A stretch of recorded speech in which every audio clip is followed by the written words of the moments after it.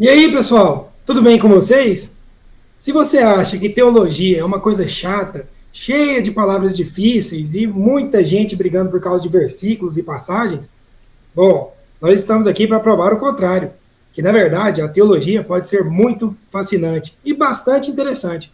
E hoje nós vamos tratar de um tema muito polêmico, mas muito polêmico, que gera muita briga e muita intriga por aí, viu? E até um pouco de malandragem, se é que me entendem.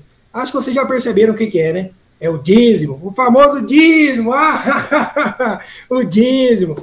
Bom, eu sou o Ruberval Ferreira e sejam muito bem-vindos ao canal Triologia. Vamos embora pro vídeo. Pastor, muitas pessoas são contrárias à prática do dízimo, dizendo que o dízimo é da lei e agora estamos debaixo da graça. O senhor pode nos ajudar a entender isso melhor? Rapaz, começou na sinuca de bico a pergunta, hein? Vamos ver como é que ele vai se comportar aí, como é que ele vai responder. Qual o posicionamento dele, o que ele Rapaz, está um defendendo. fiel desse, de Orges e Mani, vou falar uma coisa pra vocês. Isso é amigo da onça, cara. Como é que o cara manda uma pergunta dessa? Se eu fosse o pastor dele, ó, expulsado da minha igreja. Rapaz, você é louco, isso aí é só pra deixar o cara na encruzilhada. Que pergunta difícil, meu. Vamos ver como é que ele vai sair dessa. Bom, primeiramente vamos entender que o dízimo foi praticado cerca de 400, 500 anos antes da lei de Deus ser dada. Abraão entrega o dízimo a Deus. Então, o dízimo precede a lei. É claro que ele fez parte da lei, mas o dízimo ele também foi praticado no período da graça. Está lá em Mateus 23, 23.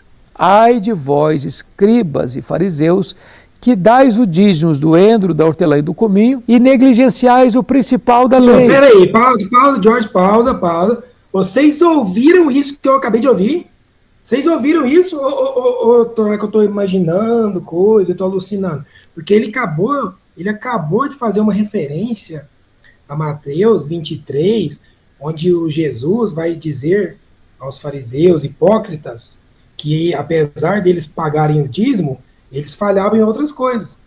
Mas, certamente, no campo diegético da narrativa, a lei ainda estava em vigor. O Jesus ainda não tinha passado pela cruz, não tinha ressuscitado, entre aspas aqui, né, segundo a narrativa, não tinha a mensagem pascal ainda, não tinha nada disso, a lei estava em vigor. Nós sabemos claramente que a lei, entre aspas, só vai caducar, como diz o autor aos Hebreus, né, que o próprio Paulo vai dizer que a lei serviu como aio, mas agora é a graça, né, a haris, é só depois da crucificação do Cristo. Então é claro que nesse momento os fariseus ainda tinham que pagar o dízimo. Isso me parece muito óbvio. O que vocês acham?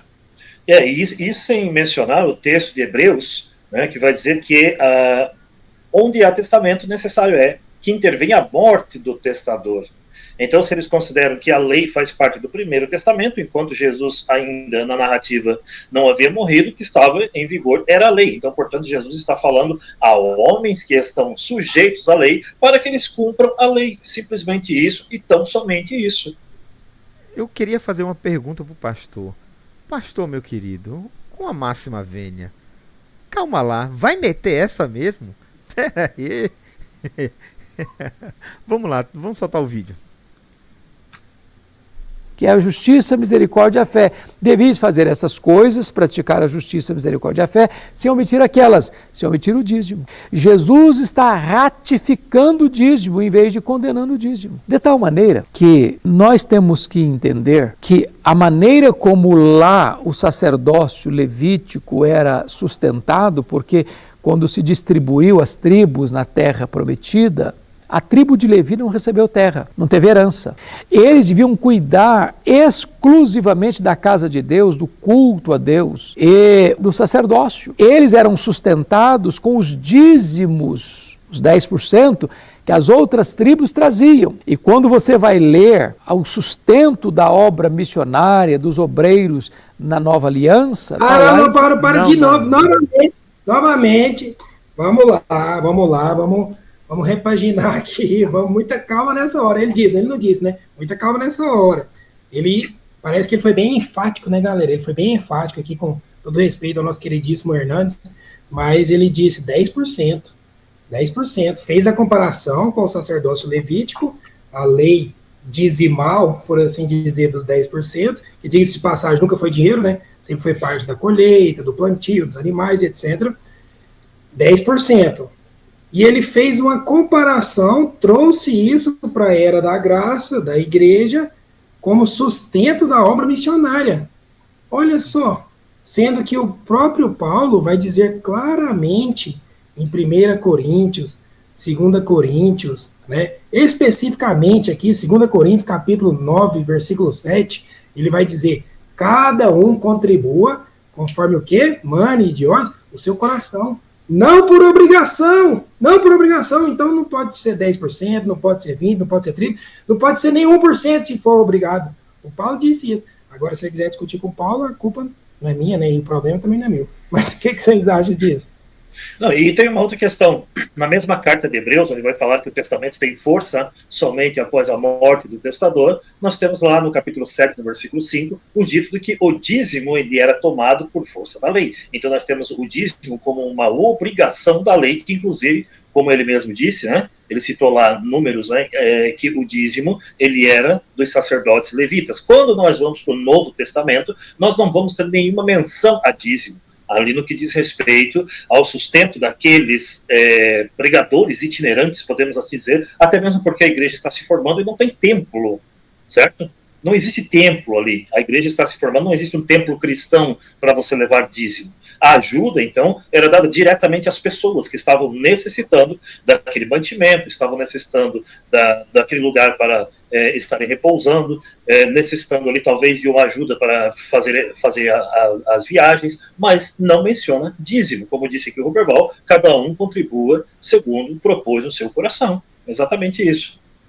Então, ele deu aí uma pirueta retórica, exegética, para tentar fazer uma comparação, uma analogia entre os sacerdotes levíticos e os obreiros agora, os missionários, né? Difícil aí, viu, pastor? Não dá para defender isso, não. Vamos lá, vamos soltar o vídeo. A coisa só está esquentando, viu? 1 Coríntios capítulo 9, que é aquele que está no ministério, que viva do ministério. Assim como lá no Antigo Testamento os levitas viviam dos dízimos, aqui no Novo Testamento os obreiros de Deus, a obra de Deus também é sustentada pelos dízimos. Se você perceber, essa é a prática do povo de Deus ao longo da história. Há muitas pessoas hoje que não querem saber do dízimo porque mexe no bolso. E eu quero lhe dizer que eu nunca vi... Agora essa aqui também, não podemos. Parece que sempre tem essa conversinha, né? E aqui, galera, eu não estou querendo dizer que se você faz parte de uma igreja, de qualquer que seja a organização, que você não possa contribuir. É evidente que precisa se pagar as contas, né, os funcionários. Isso aqui é claro, acho que todo mundo sabe disso. O que me parece problemático é esse tom de atribuir um caráter divino a essa lei, porque aí o fiel, o mais leigo, mais simples, ouve uma coisa dessa e se sente na obrigação, porque Deus está lhe obrigando, sendo que as próprias escrituras, que são consideradas sagradas para este pastor que está nos falando aqui, dizem o contrário. Não dizem que tem obrigação, não é porque toca no bolso, é simplesmente porque não tem esse caráter obrigatório. O que o próprio Jesus vai dizer, quem prega o evangelho, que viva do evangelho. Mas ele, o mesmo também disse, não fiquem passando de casa em casa, comam o que lhe oferecerem. Não é para ficar pedindo, muito menos obrigando. Não faz o menor sentido, 10%, isso, loucura. Oferta, tudo bem, mas dízimo, negativo. O que vocês acham? Ou eu estou doido? Não, eu só vou enfatizar aqui o seguinte, que não há a menção do dízimo nesses textos. Não há.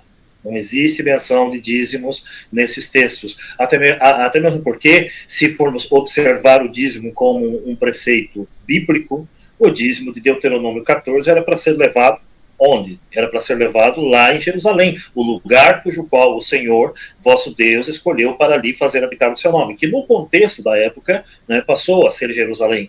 E também, né, a gente sabe, né, do famoso Malaquias 3:10, onde o texto de Malaquias já vai começar dizendo o peso da palavra do Senhor contra quem? Contra a igreja? Contra as pessoas que estão lá no século XXI? Não, contra Israel.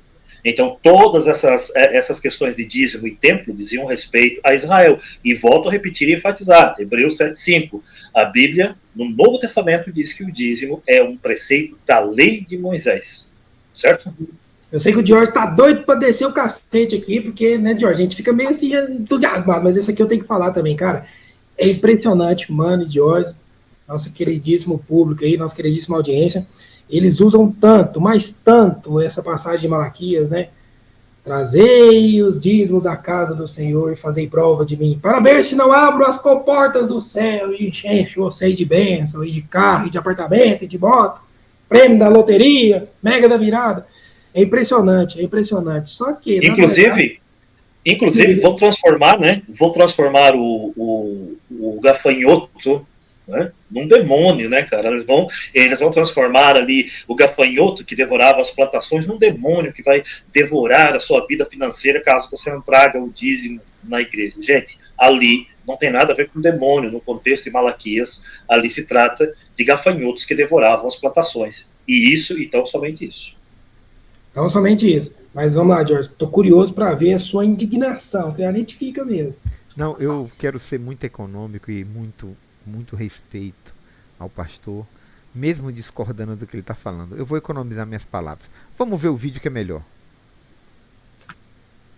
Uma pessoa dizimista, fiel, ser mais pobre porque é dizimista. Deus não é Deus de sobra, Deus não é Deus de resto. Deus é Deus de primícias. E a Bíblia diz assim: honra o Senhor com as primícias de toda a tua renda, e se encherão fartamente os teus lagares. A Bíblia diz: fazei prova de mim, diz o Senhor, se eu não vos abrir as janelas dos céus e derramar sobre vós bênçãos. Olha só, pausa, Jason. Parece que, e olha, galera, isso aqui não foi combinado. Estamos assistindo aqui para ser mais autêntico possível pela primeira vez.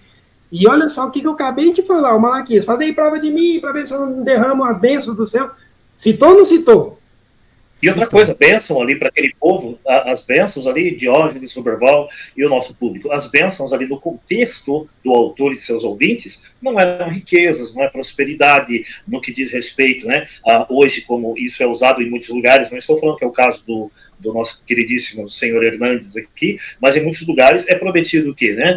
Como disse o Roberval, que o apartamento, a casa, a riqueza, o prêmio da Mega Sena, tá? Até talvez, quem sabe, bênção. O que é bênção para aquele povo que está recebendo a mensagem? A chuva. Por isso ele diz: abrirei as comportas do céu. Que para eles, diga-se de passagem, essas comportas do céu era algo literal, porque eles acreditavam que havia araquia, e que esta araquia, né, tinha as comportas por onde caía a chuva, que era a bênção da divindade, que irrigava a terra, e então a terra lhes dava o mantimento. Certo? Então, é bom registrar isso aqui também. É interessante, aí vem a pergunta: nos cursos de teologia é ensinado para fazer desse jeitinho? Porque me parece que o discurso é sempre o mesmo, né? Sempre utilizando esse texto de Malaquias para reafirmar o sagrado dízimo. Olha só, interessante, viu? Vamos lá, vamos pro vídeo.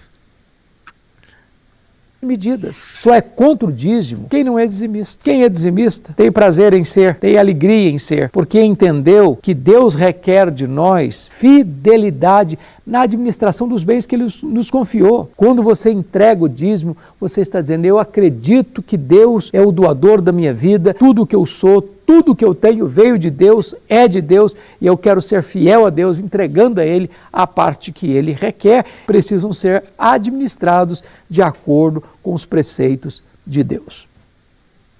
Olha só que coisa curiosa, curiosíssima. Paulo, certa vez, estava ali num estado de inspiração, ele diz muito claramente: se com a tua boca confessares que Jesus é o Kyrios, o Senhor, e credes em teu coração, lá no íntimo do coração, que Deus o ressuscitou dentre os mortos, será salvo, porque todo aquele que invocar o nome do Senhor será salvo. Olha só que interessante. Eu sei que ele não disse explicitamente, mas me parece que ele deu uma forçadinha num contexto soteriológico, que ao negar o dízimo, me pareceu que você está meio que interferindo na sua salvação. Não sei se foi isso, eu até quero ouvir a opinião de vocês. Mas ele disse, eu tenho que servir a Deus com todo meu coração, não sei o que, não sei o que. Parece que o cara que não está dando dízimo está em pecado, talvez comprometendo a sua questão soteriológica, sua salvação. É claro que dentro da doutrina e literatura cristã. Mas Paulo é específico e muito enfático, basta crer, justificação pela fé, como já dizia Lutero e João Calvino, né? Justificação pela fé, sem dízimo, sem obras, para que ninguém se glorie, né? Sois salvos pela graça, independente das obras, para que ninguém se glorie. Não é isso que o Paulo diz, Jorge? Nosso queridíssimo pirotecnista. Paulo é um cara pirotecnista. Depois aprofundem lá, galera. 1 Coríntios 15, 1 Tessalonicenses capítulo 4. Olha só a pirotecnia que acontece, que o Paulo vai descrever na segunda volta de Cristo, né, na famosa parousia. Mas isso, fala aí, galera. E mais uma vez, né, enfatizando que ele terminou ali com o dito, né, honra a Deus com as suas primícias. Mas isso era lei também, tá? Lembrando que isso também era lei de Moisés, tá, gente?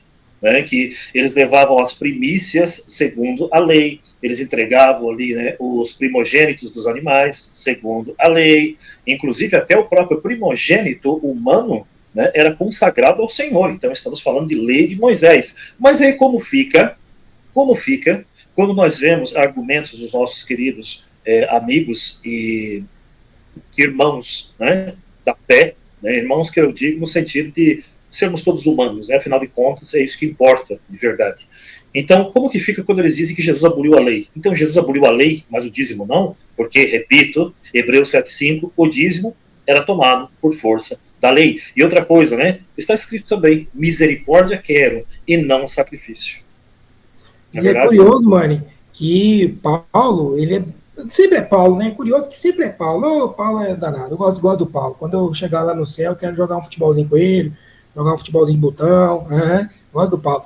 E, cara, ele diz por 2 ou 3 vezes, muito explicitamente, Romanos, Gálatas, se eu não me engano, em Efésios, mas Romanos e Gálatas é certeza. Já não estamos mais sujeitos à lei, porque agora casamos com outro. Ele faz a analogia, né, do casamento, né, que nós só estamos sujeitos ao marido, né, que era a lei, enquanto ele vive. Estamos mortos para a lei agora, estamos mortos para a lei, é o que ele diz. E ele vai dizer em Gálatas que a lei servia, como eu disse anteriormente, como um aio para o Cristo, porque o fim da lei é Cristo. Curioso, né, o fim da lei é Cristo. Então, como pode...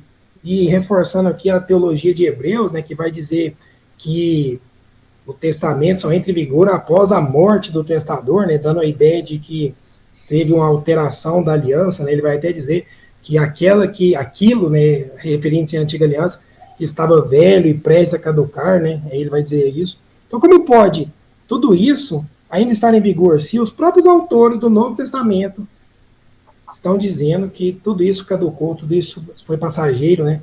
Eram figuras e sombras, como o autor dos Hebreus vai dizer, né? Que apontavam para o Cristo, né? Que era o sacerdócio segundo a ordem de Melquisedeque.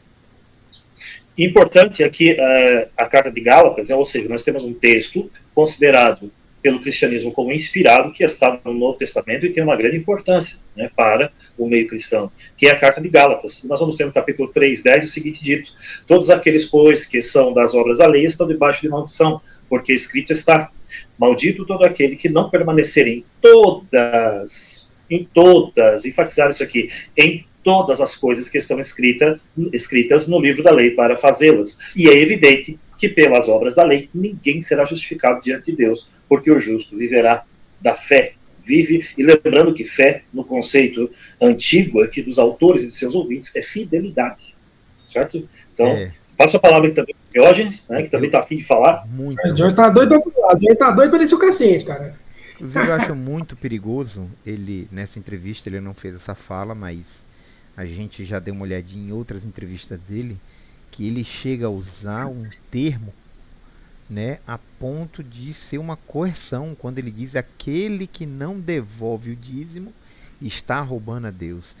Eu acho isso muito perigoso. Muito perigoso. Isso é problemático demais, demais, porque, como eu disse anteriormente, né, aquela pessoa mais leiga, mais sensível, mais simples, fica com essa coisa na cabeça mesmo. Poxa, eu tô roubando de Deus, eu não posso, eu vou direto pro inferno, você lançar no lado de fora porque eu tô roubando. Isso é um pecado quase que é pior que a blasfêmia contra o Espírito Santo, né? Uma coisa dessa fica na cabeça da pessoa. Então eu acho isso muito problemático. E curioso, mano, você citou ali a passagem de Gálatas, né? Que o justo viverá pela fé ou pela minha fidelidade. É curioso que ele está fazendo uma referência justamente a Abacuque, né? O justo viverá pela fé. Só que tem uma curiosidade ali que a gente estava lendo anteriormente, né, mano? Que talvez seja pela minha fidelidade, pela fidelidade do próprio Yahvé, né? Mas eu acho que isso seria um assunto para o próximo vídeo. Fiquem aí ligados, né? Vamos falar de Abacuque, vamos falar de Gálatas, vamos falar de Paulo, vamos falar de Jesus, vamos falar de cristianismo, quem sabe até de um confucionismo, né? De hoje. Mas eu deixo as honras da finalização por conta de vocês. E eu só queria, agradeço a atenção de todos. e eu só queria complementar também, quando você vai ver o contexto do dízimo no Velho Testamento, não era dinheiro, tá? Não Isso. existia isso. E muito importante isso, porque eles vão dizer, mas não existia dinheiro lá no Velho Testamento. Vamos entrar na narrativa, né? Vamos entrar, fazer de conta que estamos dentro da narrativa, não julgando aqui se a narrativa é histórica ou não, mas vamos nos colocar na narrativa. José foi vendido pelo que mesmo? Dinheiro. O que Deuteronômio vai dizer lá? Quando te for muito longe o caminho para que leve uma Aser, no hebraico ali a 10ª parte, até o lugar onde escolheu o Senhor teu Deus para ali fazer habitar o seu nome, você vai fazer o quê? Você vai vender o seu dízimo por dinheiro.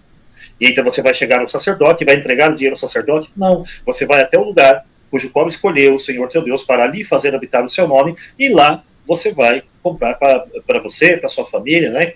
Vaca, boi, carneiros, bebida forte, vinho. O que o texto está querendo dizer? Compre aquilo que a tua alma deseja para que você possa se banquetear, né, você e os seus, a sua família, diante do Senhor. E ele diz, porém, não esqueça do levita, do órfão e também, né, da viúva. Isso ou seja, os necessitados. Exatamente. Isso é importante. Mas se você não tiver um carneiro, um cabritinho, pode ser um bichinho menor, Um pombo. 2 pombinhas.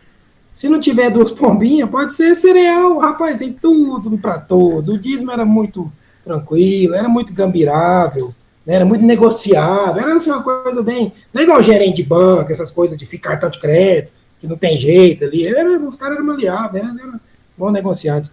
Mas é isso aí, galera. Eu acho que eu estou satisfeito com meus apontamentos e lembrando a todos que respeitamos ao máximo a figura do Hernandes Dias Lopes. Exatamente. É um cara que merece o meu respeito, até onde eu o conheço, nunca ouvi nada que pudesse difamar a imagem dele, então não serei eu, apenas aqui nas ideias, sempre com um bom tom de humor, e caso alguém tenha se sentido ofendido, deixe aí nos comentários, que a gente sempre vai tentar retratar, não temos problema quanto a isso. E a gente só escolheu esse vídeo porque ele trata de textos muito específicos, mas lembrando que a nossa reação aqui não é contra a pessoa do senhor Hernandes Dias Lopes, não, é contra o argumento, e sempre será contra o argumento, porque nós respeitamos as pessoas acima de tudo. Com todo respeito ao pastor, e respeitamos muito, a gente sabe da importância que ele tem dentro do movimento cristão, mas que aí pisou na bola um pouquinho, pisou, né? Deu uma forçadinha de barra, né, galera? Vamos concordar que ele deu uma forçadinha de barra. Mas é isso aí. Então, fiquem sempre ligados aí no nosso canal. Foi um prazer tê-los vocês com a gente aqui. E se liga que todo dia tem vídeo, hein? Um abraço. Valeu.